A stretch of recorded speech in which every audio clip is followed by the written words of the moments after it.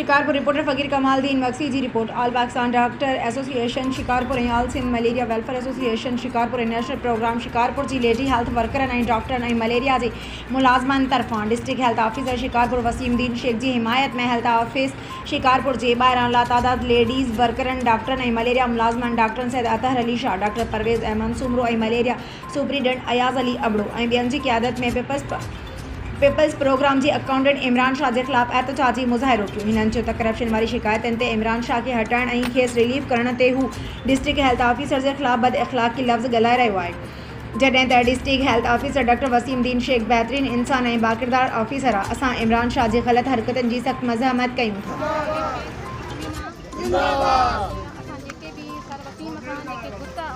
लफ़्ज़ बयान कया विया आहिनि, असां उनजी पुरज़ोर मुज़म्मत कयूं था।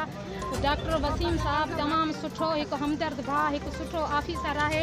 इन जे ख़िलाफ़ जेके बि हे ग़लति ॻाल्हियूं अफ़वाहियूं कयूं वयूं आहिनि बिल्कुलु ग़लति आहिनि। हू हिकिड़ो तमामु सुठो कमु करण वारो माण्हू आहे। उहे हेठियां माण्हू जेके बि आहिनि जेके ब्लैकमेल करनि था पिया, त जीअं सर वसीम साहब असांजा हक़ जेके असांखे वठी थो ॾिए पियो, असां सां जेके बि नाजायज़ियूं जेके करनि था पिया उहे ॿाहिरि रोडनि ते वेठा आहिनि। असां सर वसीम साहब सां हमेशह कठे आहियूं, हमेशह कमु कंदासीं। बाक़ी जेके बि ब्लैकमेली जो इहो सॼो हेठों जो आहे, मथां जी काई बि ब्लैकमेली न आहे। सर वसीम तमामु सुठो कमु माण्हू आहे ऐं सुठो हिकु बा इख़लाक़ पाकिस्तानी शहरी आहे ऐं असांजो जीठ साहब आहे। असां हर क़दम ते जीठ साहब सां कठे आहियूं।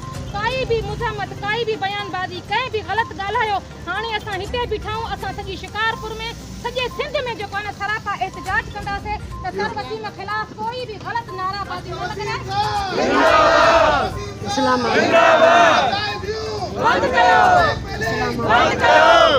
हर हिकु ऑफिसर जेको आहे पंहिंजो लेटर जो मोहताज हूंदो आहे। सर वसीम कंहिंजा बि लेटर कोन कढिया आहिनि। सर वसीम जेके बि ब्लैकमेल कोन कयो आहे।